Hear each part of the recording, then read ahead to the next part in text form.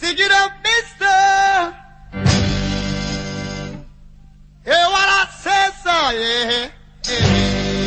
Yeah, no, yeah. Get your hands in the air, sir. Woo, yeah. Then you will get no hurt, mister. No. I said yeah. I said yeah. What they say. What they say. Don't you hear? I say yeah. Yeah. This is what they say. Skinheads, a group born from a marriage of Jamaican and Cockney culture in the late 60s. So how has Skinhead become synonymous for Nazism? Surely a group with black heritage at its heart cannot actually revolve around right-wing views. Before we question what has caused the disconnect, we must first ask what defines a skinhead. I don't think they are politically driven groups. I think they're groups driven by a love of music and a love of fashion.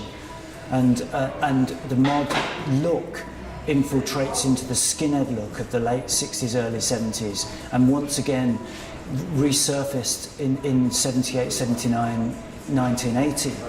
And I think football probably has an awful lot to do with it. And but there's that very sort of separateness of the clique of that style. You know, like kind of like mods. Yeah. Or whatever, the same thing. They have scooters and that they worship and talk serial numbers about, you know, this, or the Northern Soul people or something like that. You know, there's that togetherness of that you know, small sort of social society. I think that's what sets the skinhead aside, if you like, from the other ones. Not, you know, because of any sort of racial prejudice or whatever. Not now, and not with the people that I've met. When you look at footage of the Specials or Madness or the Selection or the Beat or any of these bands, it's incredible because the dance floors, people are flying off that bass. It's incredible, and they're being moved by incredible rhythms, and that's the ska rhythm and the reggae rhythm.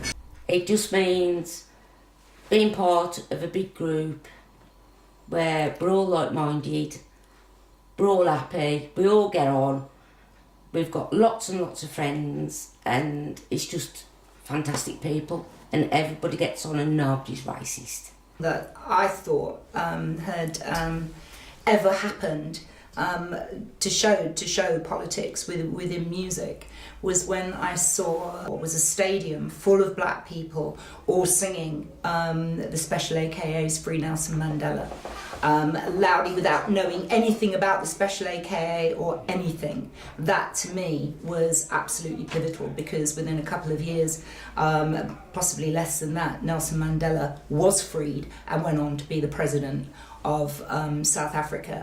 Well, I grew up with that book, Skinhead, but I can't remember the name of the author now, and I used to pore over those pages, and that would give you the impression of somebody with a shaved head and love-hate on his fists and looking really hard, and somebody you definitely wouldn't want to meet in the street. But you know, that was my idea of what a skinhead was, I guess, the look.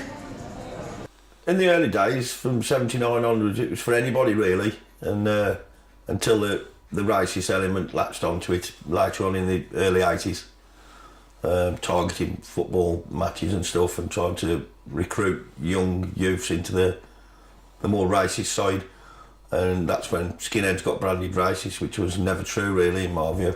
It's like its own little individual set of rules that are like, you know, I am different from you, I'm pretty hard, don't cross me, or you know, you may regret it. But that's, so we'll say aggressive, but I don't mean that in a belligerent way. Do you know what I mean? Yeah. There's, you know, you can make love aggressively. One theme which keeps recurring when looking at skinhead culture and why it was targeted by the NF is its tribal aspects. Tribalism within a group makes it easier for them to be targeted and indoctrinated. Well, just think people are tribal, aren't they? It's I don't think it's peculiar necessarily to this country. Every country has different sort of tribal movements within music. I mean, that's just young people letting off steam. I don't see it really as any more than that. It only becomes a problem when people start grouping together around certain things, like, say, skinheads deciding they were going to go what was euphemistically called packy bashing in those days and things like this. That when racism comes to the fore, that's an entirely different thing. I feel like it was a predominantly working class movement that supported football and liked a good old time.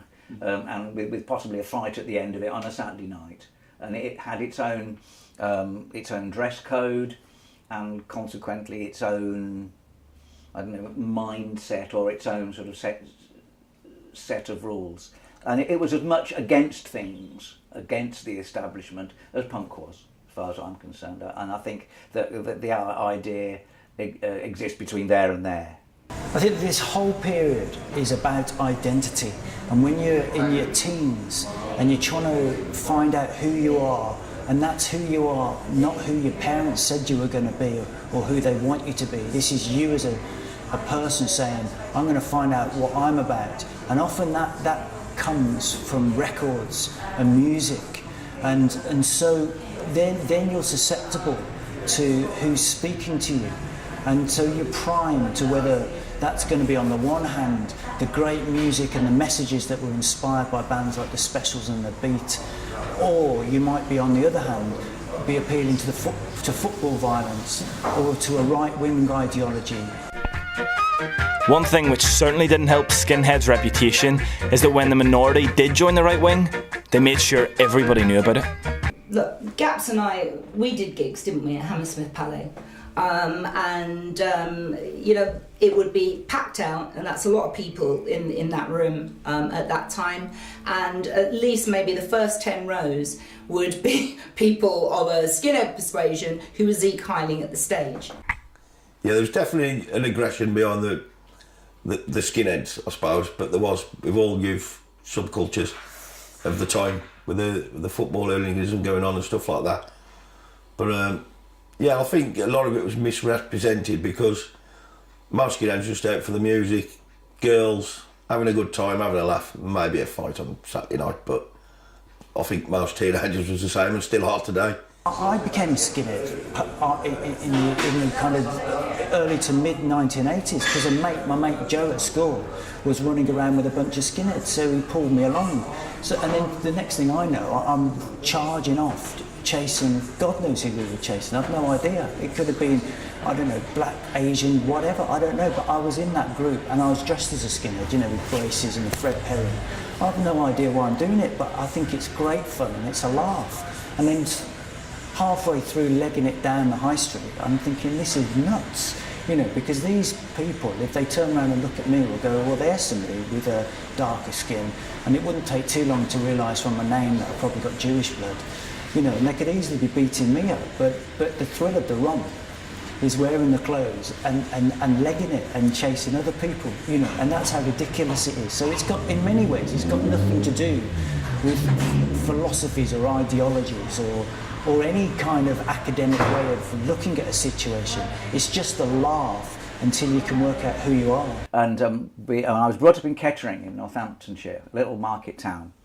There were 10 skinheads in Kettering, and they were pretty nasty people. Well, they wanted to basically hit you if you didn't look like them. So my experience of skinheads in the 60s were basically these rather intimidating bullies. I was never physically beaten up by any of them, but I felt very, very intimidated by them.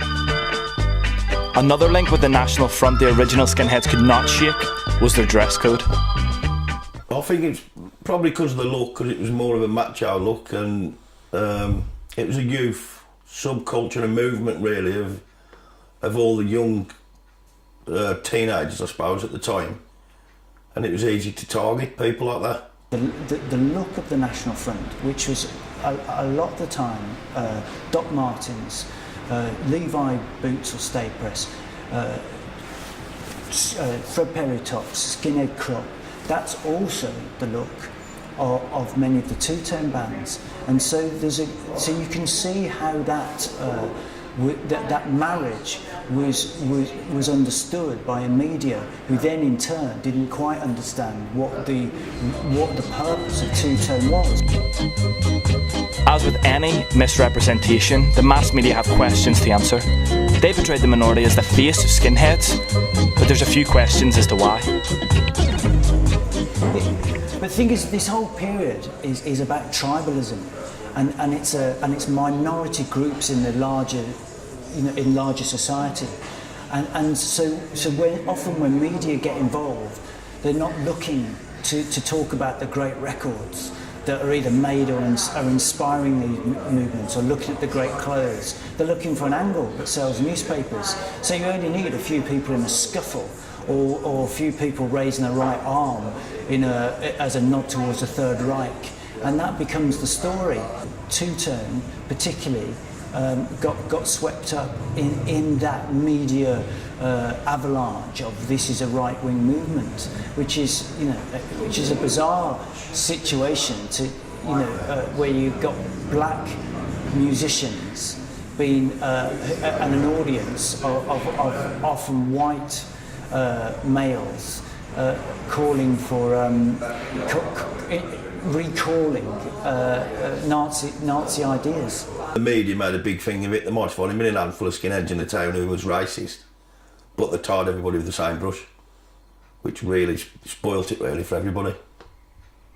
But not many, especially in my opinion, who I knew, went down that road really. That's why a lot of people got out of it and got out the skinhead scene. Well, let's talk about the media. I mean, do the media ever fully understand anything? No, they don't. I mean, they have their own agenda.